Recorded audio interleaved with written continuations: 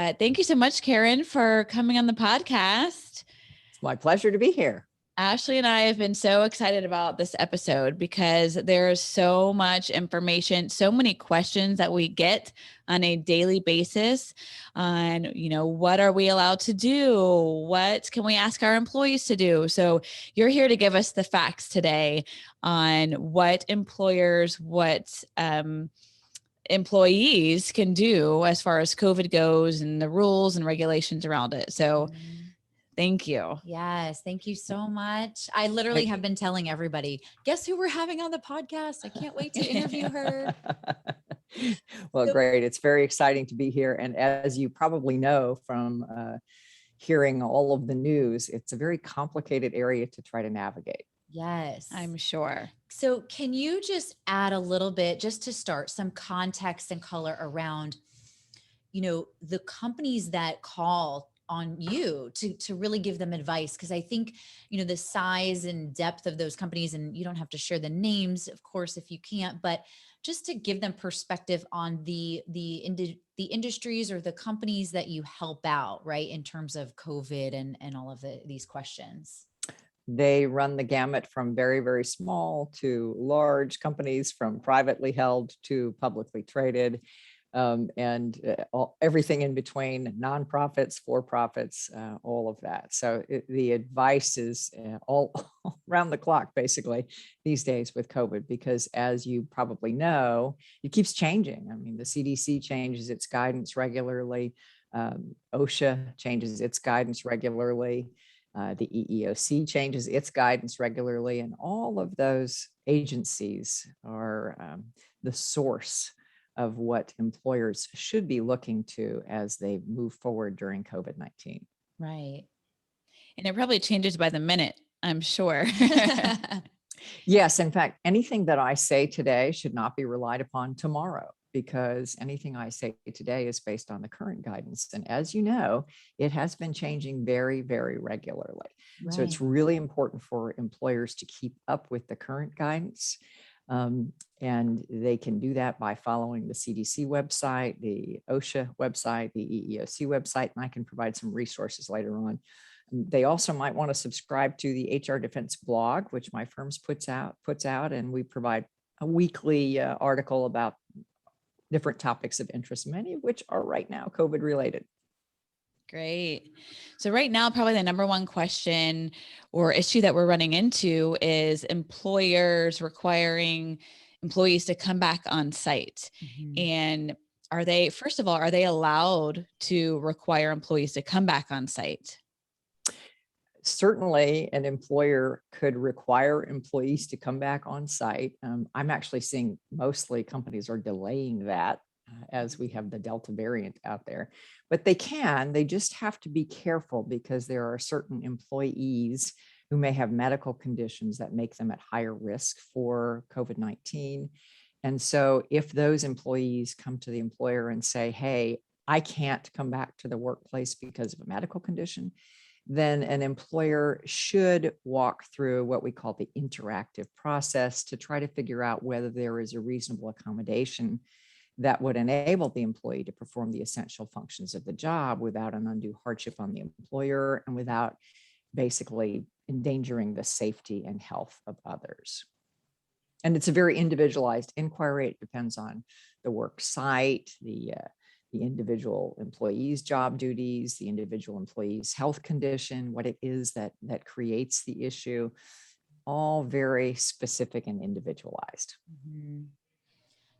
I think one of the questions that I've seen a lot too is, having the employee come back on site, right? Requiring that, but then what happens when, say, the employee has small children and the small children have been now quarantined from school because of, whatever, COVID, the Delta variant, both, they have to have kind of that reasonable accommodation, I would think, to allow them to then work from home? Or how do you navigate that No, actually, that is a real challenge. And it's a challenge in America because of our absence of affordable health care, not healthcare, childcare for employees, particularly low wage employees. It's a real challenge. So if a business extended the leave that was available. You may recall back last year, there was the Families First Coronavirus Response Act, and it made available certain paid leave to employees when there was a quarantine order, et cetera. It was mandatory for covered employers for a while. And then after that, it was voluntary. You get a payroll tax credit if you're paying this. But most employers did not elect to provide the voluntary paid leave. Under the American Rescue Plan Act, there were lots of other reasons that you would be required to provide it if you extended it through September 30. Employers that did extend it through September 30 would have to figure out whether the particular condition was one that qualified under the ARPA and provide the paid leave, but most of them did not. And so it's going to depend on your internal leave plan. If people have PTO, you can require them to use it. If they don't have PTO, you are not obligated to provide a reasonable accommodation to an employee who simply has a childcare issue. And so it's a challenge for working parents with these schools closing and sending kids home on a regular basis. So that's a real challenge. Yeah. So now that employees or employers, or when they start requiring employees to come back on site, are companies allowed to mandate the vaccine to come back on site? Yes, this is very clear. The EEOC, again, everything I'm saying here relates to Florida and federal law. It's different from state to state, and it's different with respect to public employers and private employers. There are some separate considerations, and it's different with respect to unionized workforces, okay? So ignoring that, in general, a private employer that's not unionized can mandate vaccines for employees to return from the work site. The EEOC has said that very clearly, that none of the federal EEO laws preclude an employer from imposing that requirement on their employees. And many employers are moving in the direction of a mandatory vaccination policy. Not all of them, but many employers are moving in that direction. You can see that from the headlines in the news every day. Right. Yeah. So I have a sticky question, an interesting question on that. Okay. So you have these said employers that are requiring the COVID vaccine, right, to their employees. And, legally they're allowed to do that. Oh, not legally. Subject to, yes, they are permitted to require vaccination to return to the workplace, provided they make reasonable accommodations under the federal EEO laws. So that would include people who have a disability and people who have a religious objection. So the employer has to address both of those. Doesn't necessarily have to grant an exemption. It depends, again, an individualized inquiry, but subject to providing reasonable accommodations for employees who have disabilities or religious objections. And the standard for what's reasonable is different for each of those. But subject to that, yes, an employer can require employees to be vaccinated before returning to the workplace. Got it. So that was going to be my question. So, and we've all heard the companies that are offering incentives for getting vaccines. Tell us about that. Is that allowed? Yes. So again, and this is a little bit, this can be a little bit tricky because it depends that the limitations on incentives depend on whether it is administered by the employer or by the employee.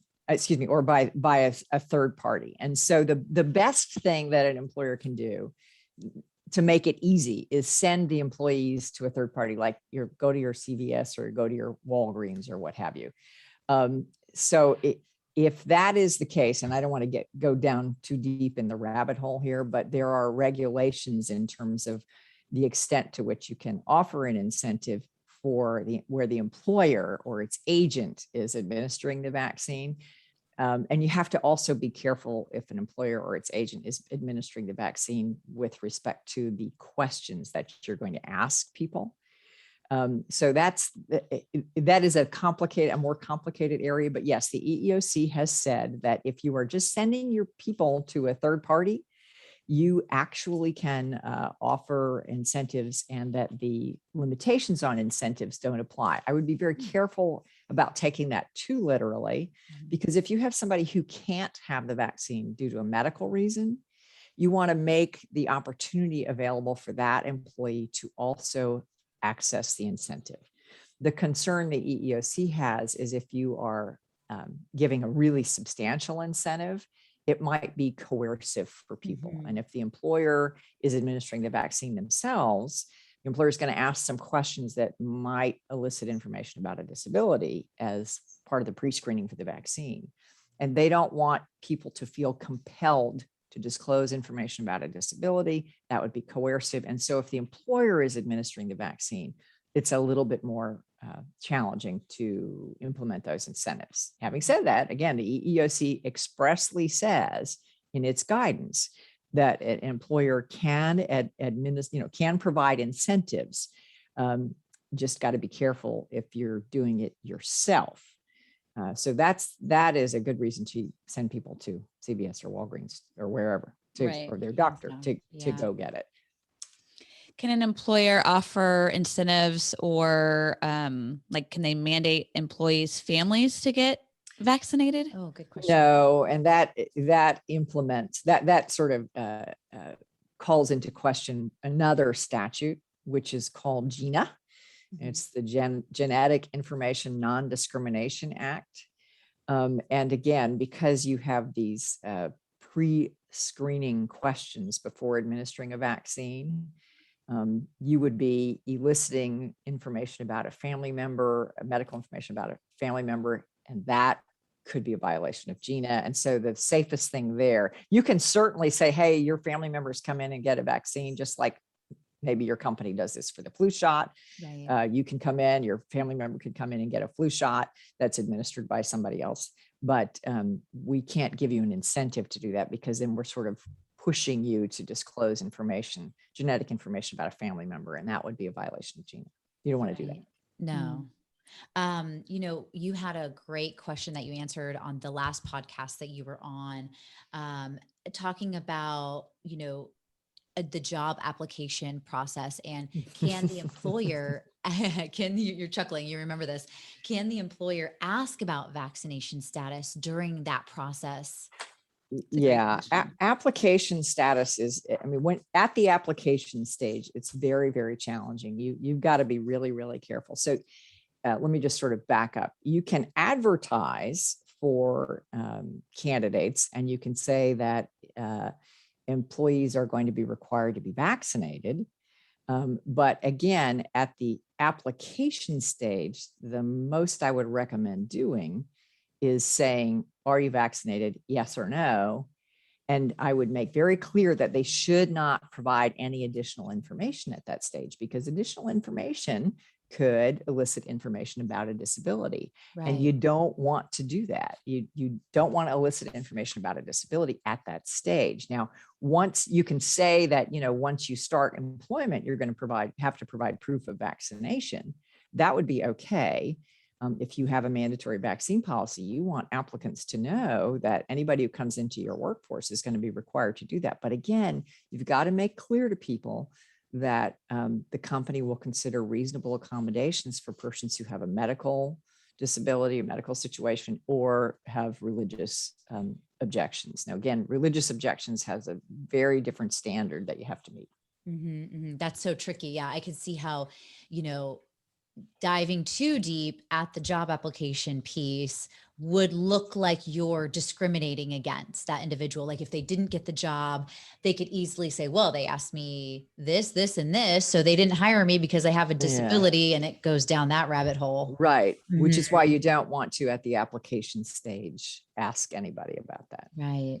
Other than just, again, yes or no. The EEOC says it's fine to ask yes or no, but you should make clear to people that you're not asking them to disclose additional information. Right. You may have said this, but if a candidate refuses the vaccination, can an employer make them do testing like whenever they walk in the door?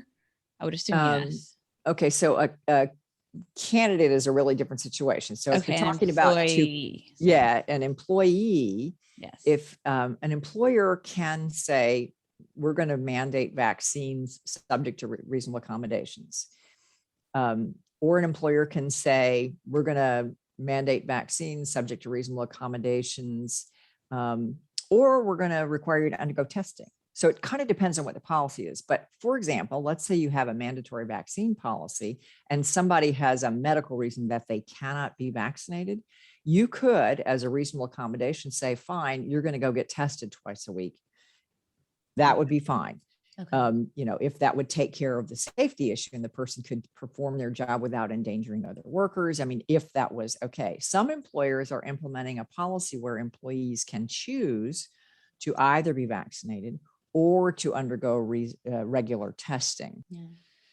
So it's the best for employers just to make sure you're doing your research. Mhm. Go to the CDC website or guidelines that you mentioned. Maybe we can include a link in our show notes, or the OSHA guidelines as well. Mhm.